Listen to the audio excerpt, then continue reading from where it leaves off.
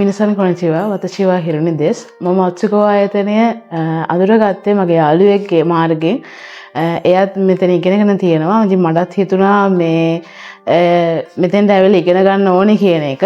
ඊට පස්සේ මම ඊට පස්සේ FB එකත් බැලුවා අත්සුකෝ ඉන්ටර්නැෂනල්.